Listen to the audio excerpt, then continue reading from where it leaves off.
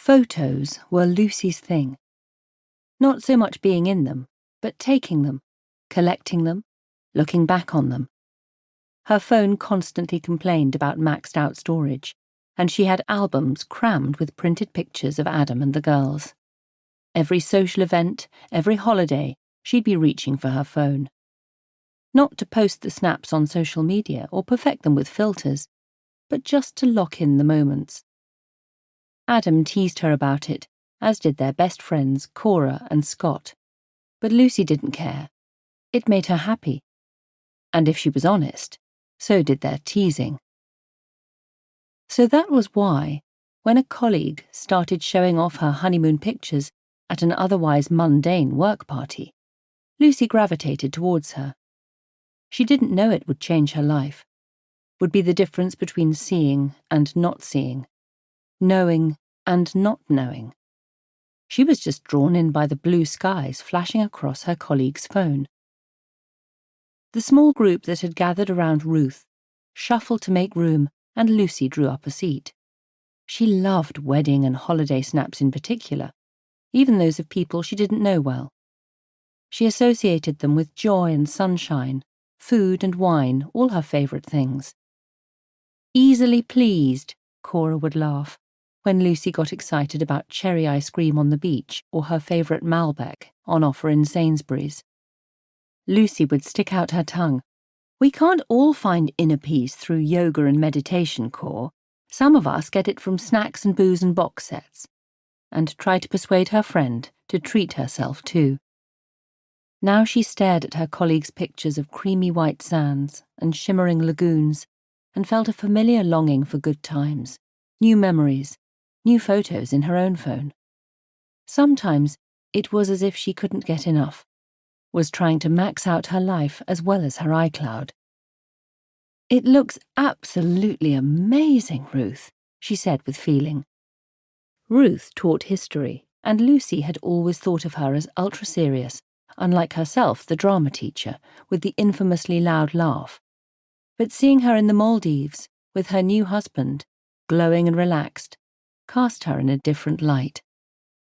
Lucy nudged her plastic chair a little closer. She wasn't sure why these work gatherings always took place in a classroom, the buffet laid out on the scuffed desks, and everybody milling awkwardly.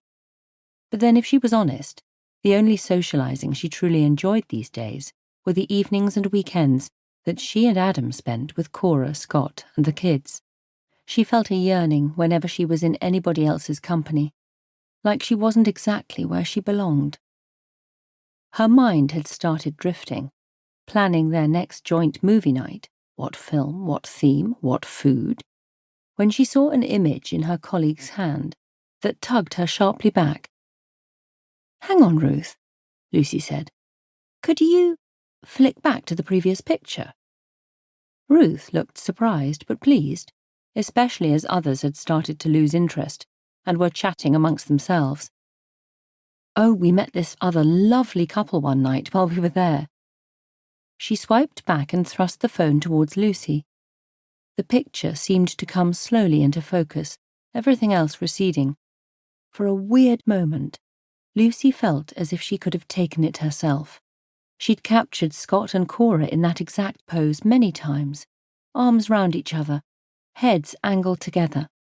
At parties, at their vow renewal ceremony, outside the shared Norfolk holiday cottage on the day they'd all picked up the keys. Except this picture, dated only 5 days ago, wasn't of them. It was Scott on the right, with his rumpled auburn hair and photogenic features. He wore a green linen shirt, with the top 3 buttons undone, and was smiling beneath 70s-style sunglasses, even though the photo had clearly been taken at night, on what looked like a restaurant terrace jutting out over a black sea. But the woman by his side was not Cora. It was someone Lucy had never seen before, her dark eyes shining in an aura of candlelight. Her hair was dark too, curly and wild, whereas Cora's was ash blonde and poker straight, usually tied in a high bun. This woman looked slightly older than both Cora and Scott, her face beautiful, but very much lived in, her shoulders hinting at a much sturdier frame than Cora's petite, yoga-honed body.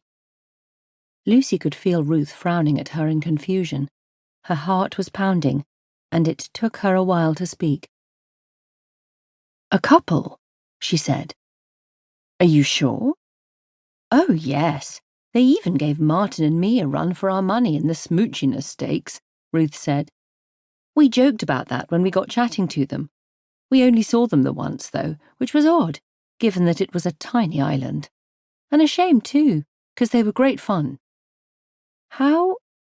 Lucy's head felt thick. "What were their names?"